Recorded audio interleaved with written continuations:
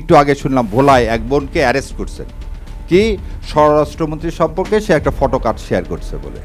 So এরকম ওনারা কেবল যাত্রা শুরু করছেন, তবে এই যাত্রা বেশি দূর যাবে না। এখন কেন এই কথাগুলো বললাম? প্রথম জিনিস হচ্ছে তুষার যে কথা বলল, আচ্ছা বিএনপির কারো মুখে ল অ্যাডভাইজারের নাম শুনছেন? এখানে অনেকে অনেক কথা বললেন যে আইন করে দিয়ে গেছেন। ল অ্যাডভাইজার নাম কি? আসিফ নজরুল না?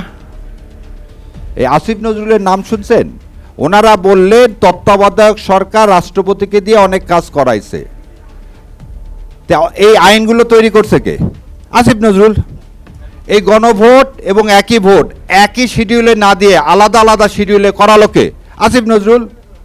তা আজকে আসিফ নজরুল আমার আপনার সাথে এখানে নাই কেন? আমি আপনাদের মাধ্যমে বলে দিচ্ছি, আগামী এক সপ্তাহের মধ্যে যে আসিফ নজরুল রাস্তায় না নামে, তাহলে আসিফ নজরুলের বিচারের দাবিতে যদি কেউ রাস্তায় নামে সেটা আমি শাহরিয়ার কবির, ইনশাল্লাহ। কারণ তার জন্যে আজকে আমার এই জুলাইয়ের ব্যর্থতা, তাই এই আজকে বিএনপিকে এই ক্ষমতায় নিয়ে আসছে, তাই ইন্ডিয়ান আধিপত্যবাদের বিরোধিতা আমরা যারা করি তাদের জীবন আজকে হুমকির মুখে ফেলাইছে। আপনি একটা কথা বলেন, 52 জন্য শহীদ মিনার আছে, 71 জন্য স্মৃতিসৌধ আছে, 18 মাসে আমার জুলাইয়ের জন্য কি আছে? 71 মুক্তিযুদ্ধের আপনি লিস্ট করছেন, 18 মাসে আবার জুলাই যোদ্ধার লিস্ট করেননি কেন? ভাগ করলো সেখানে কি শহীদ আর আহত? আরে শহীদ আহত তোমার কাছে কি আমরা চাইছি? আমরা তো বাংলাদেশ চাইছি রে বাবা, জীবন দিয়েছি কি কোনো কিছু বিনিময়ে?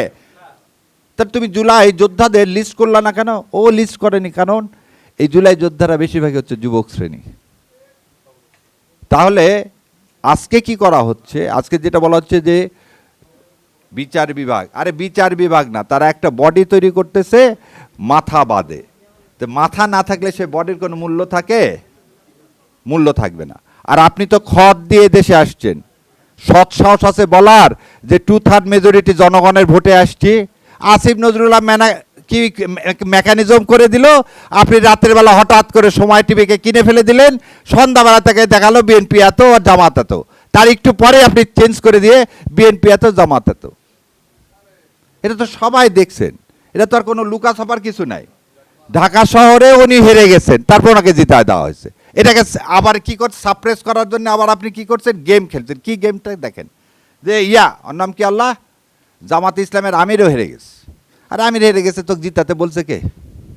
প্রমাণ দে যে আমির জামাত হেরে গেছে, তারপর কি নাই হেরে গেছে, তো তোমাকে জিতাতে বললো কি আসিফ নজরুল? তুমি বলো যে ও ওই দুটা এই জন্য বলতে যাতে কেউ না বলে আমিও হেরে গেছি। এখন এদেশের দাবি শোনেন, ভণ্ডামো সবসময় করবেন এনারা মুনাফেক বলবো না। কি কারণে? তত্ত্বাবধায়ক ব্যবস্থার মাধ্যমে 91 সালে কে ক্ষমতায় আসছিল? বিএনপি, তাই তো? না হলে বিএনপির জীবনে কিন্তু ক্ষমতায় আসতে পারতো।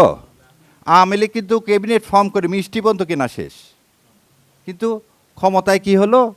বেগম খালেদা জিয়া আসলেন। বেগম খালেদা জিয়া সেই তত্ত্বাবধায়ক ব্যবস্থা বললেন সংবিধানের মধ্যে নাই। তাকে সবাই মিলে বুঝালো যে তত্ত্বাবধায়ক ব্যবস্থা করলে যা যা করছে আপনার ছেলে ভাইরা, এটা জাতি জেনে গেছে, আপনি কিন্তু জিতবেন না। সে তত্ত্বাবধায়ক ব্যবস্থা 5 বছরে ওই বিল উত্থাপন করায়নি। 91 থেকে 95 সাল পর্যন্ত তত্ত্বাবধায়ক ব্যবস্থার বিলই খুলল না। তারপরে কি করা হলো?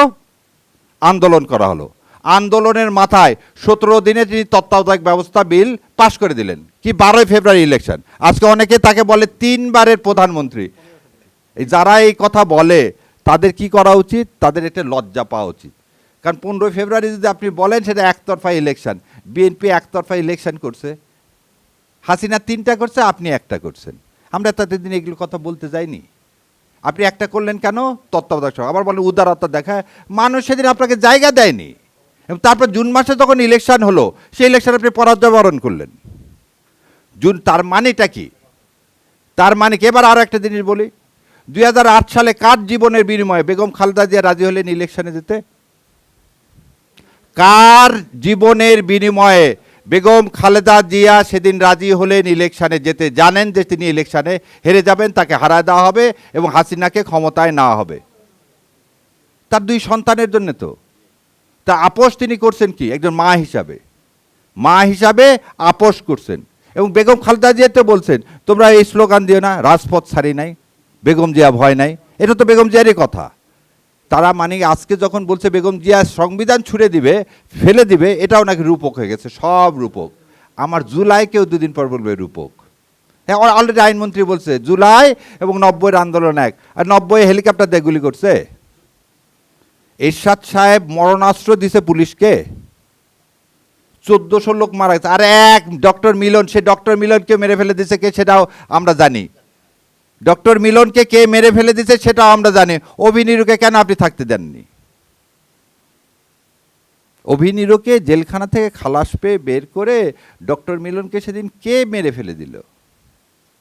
আর হাসিনা হচ্ছে ডেড বডির রাজনীতির ওস্তাদ, ডেড বডির রাজনীতির ওস্তাদ। সেদিন তো একবারও বলতে পারেন না নূর হোসেনকে পুলিশের গুলিতে মারা গেছে, বলেন না তো।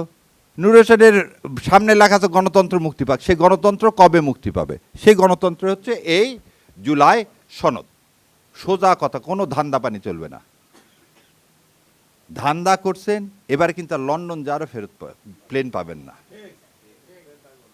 ফেরত পাবেন না। এবং আমি আপনাকে বলি, কথাটা শুনতে খুব খারাপ লাগবে, যে নিজের উপর বিশ্বস্ত না, যে নিজের উপরে কনফিডেন্ট না, যে জাতির ভার নিয়ে কথা বলতে পারে না, তার হাতে জাতি কতটা নিরাপদ। সেই জন্যে অনেক ভাইরা অনেক কথা বলছে, আমি তো খুব ছোট জ্ঞান, দুইটা জিনিস বলি। কোর্টের বারান্দায় যাওয়া যাবে না, এই কোর্টের বারান্দায় যাওয়ার জন্যে এই আইন বাতিল করে দিচ্ছে। তার জাজ সাহেবকে মূলা ঝোলাবে, তোমাকে অ্যাপিলেট ডিভিশন নিয়ে যাবো, অতএব জুলাই সনদ বাতিল করে দাও। আমি এই কোর্টের বারান্দায় যাওয়ার পক্ষে না। কারণ আমি, হ্যাঁ, ইন্ডিপেন্ডেন্ট জুডিশিয়ারি হোক, তারপরে যদি এই জুলাই সনদ নিয়ে কথা বলতে চাও। আমার কথা হলো, আপনাদেরকে একটা চ্যালেঞ্জ দিচ্ছি, 13ই নভেম্বর এই আদেশ পাশ হয়, ভোট হয় কবে? 12ই ফেব্রুয়ারি। এই 3 মাসের মধ্যে উনি প্রেসিডেন্টকে ফোন করতে পারলেন, তো উনি আসিফ নজরুলকে ফোন করতে পারেন না কেন? ওই যে একটা বাংলায় একটা কথা আছে, কাকে নাম নেওয়া যায় না? ভাসুরে। তাহলে উনি হচ্ছে ভাসুর হয়। ওই জন্য সংসদে সব কথা বলতেছেন, কারণ এরা কোন গং সেটাও আমরা জানি। কিন্তু এই আইনমন্ত্রী, উনি যে অ্যাটর্নি জেনারেল হলেন, ওনাকে অ্যাটর্নি জেনারেল সরকার হওয়ার আগে অ্যাটর্নি জেনারেল জীবনে কত পৃথিবীতে কোনো রাষ্ট্রে হয়েছে? আর সরকারি ফর্ম হয়েছে রাত্রেবেলা, আর সকালবেলা অ্যাটর্নি জেনারেল হয়েছিল। অ্যাটর্নি জেনারেলকে নিয়োগ দিল কে? সরকার নিয়োগ দিতে পারে। আপনি এত সংবিধান করতেছেন। আপনাকে একটা কথা বলি, গণভোট যদি অবৈধ হয়, আপনি অবৈধ। আর সংবিধানে বলা আছে আমরা জনগণের হচ্ছে সকল ক্ষমতার মালিক। আপনি খালি 12 তারিখের মধ্যে এটা করবেন, আমি অন্য কেউ করবে না করবে, আমি তো জনগণ, আমি তো সর্বক্ষমতার মালিক। আমি তাহলে আদেশ দিব এই সরকার অবৈধ, এই ভোট অবৈধ, এবং অবৈধ সংসদে যারা বসে আছেন তাদের বসার কোনো কি নাই, তাদের বসার কোনো ন্যূনতম, সে বিরোধী দল হোক, আমার তুষার ভাইদের দল হোক, জামাতে ইসলাম হোক আর বিএনপি হোক, কারো কোনো অধিকার নাই ওই সংসদে বসার। জুলাই আছে, আমরা আছি, জুলাই নাই, আমরা নাই। কারণ এখানে একটা জিনিস বলি, ওই আইনমন্ত্রী সাহেব এবং সালাউদ্দিন সাহেব বারবার একটা কথা বলে, ভারতীয় আধিপত্যবাদের বিরুদ্ধে আমরা কোনো দেশের গোলাম হব না। এবং এইখানেই আমাদের পার্থক্য। 71 সালের 16ই ডিসেম্বর তুমি আমার স্বাধীনতা ছিনাই নিছো, আমি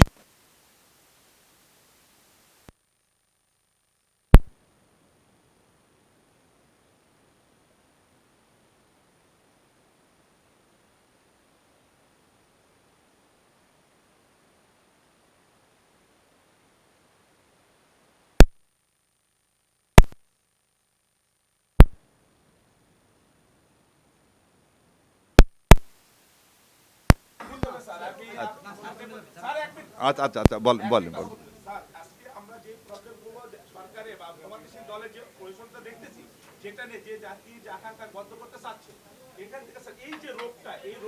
শোনেন, এই রোগের লাইফ লাইন হচ্ছে, শোনেন আমি বলেছি, আপনি বলছেন, বলেন বলেন।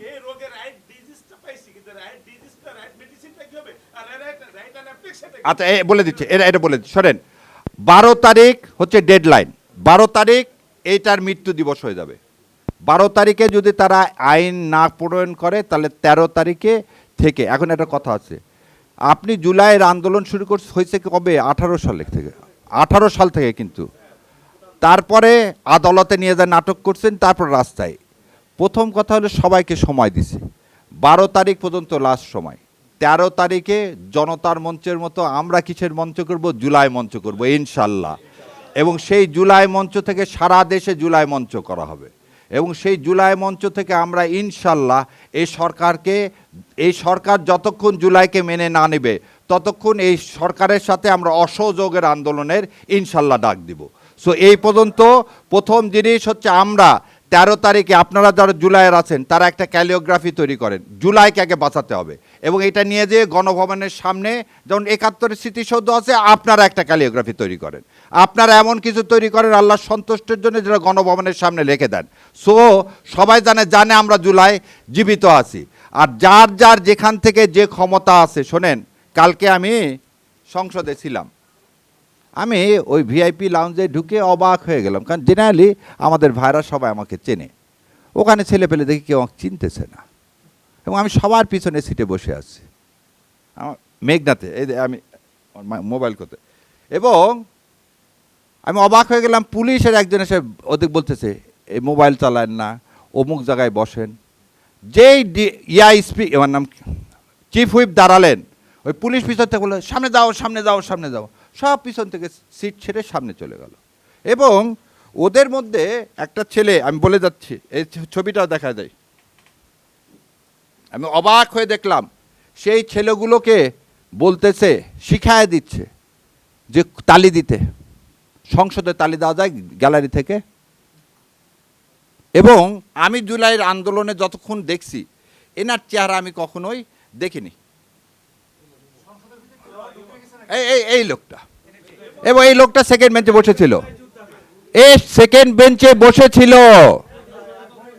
আজকে আমি অবাক হয়ে গেলাম। এবং জানেন, আমি মগরিবের নামাজের পর সেজন্য আমি ওখান থেকে আস্তে করে বের হয়ে আসলাম, যখন দেখলাম যে এখানে আমার জুলাইও ছিনতাই হয়ে যাচ্ছে। সো জুলাই ছিনতাই করতে দিব না বলে সবাইকে, আমি ওনাদের সবাইকে বলছি এক প্ল্যাটফর্ম হতে হবে। বাবা, এক প্ল্যাটফর্ম কেন হতে হবে তার একটা উদাহরণ দিই। আপনারা যারা জুলাই যোদ্ধা, এখানে রাজনৈতিক দলকে ডাকছে, আপনাকে ডাকছে? আপনারা 101টা প্ল্যাটফর্মের দ্বারা আছেন, কিন্তু আপনাদের ডাকেনি। তো দয়া করে এমন প্ল্যাটফর্ম করেন যাতে আপনাকে ছাড়া আর এ দেশ শাসন করতে কেউ না পারে। এইটা করবেন না, মরে যাবেন। এটা করবেন, বেঁচে থাকবেন। প্রথম জিনিস হচ্ছে যে বললো যে ইন্ডিয়া কি করে দিছে, একটা সংবিধান করে দিছে, ঠিক সেরকম যুদ্ধকালীন সময় কি করে দিছিল, আমাদের একটা মুজিবনগর সরকার করে দিয়ে কি করে দিছিল, একটা অর্ডার বানায় দিছিল না। আপনি এতগুলো সংগঠন এক জায়গায় বসে কেন আপনি 12 তারিখের আগে প্রস্তাবনা দিচ্ছেন না?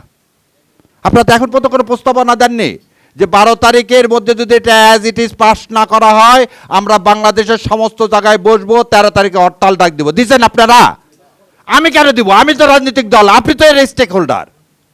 হাত তো হারাইছে আপনার, যে এই দেশকে রক্ষা করতে, তাহলে অধিকারটা কার? আপনার। আরে বাচ্চা না কানলে মায়ের দুধ দেয় না, আপনি কিন্তু কানতেছেন না, আপনি কেন আমাদের দিয়ে বলাচ্ছেন? আরে আমরা তো আপনার জন্য জীবন দেওয়ার জন্য রেডি আছি। অত চিঠি না, জানি না, আমি জানি না, বলতে হরতাল কি ডাক দিছ?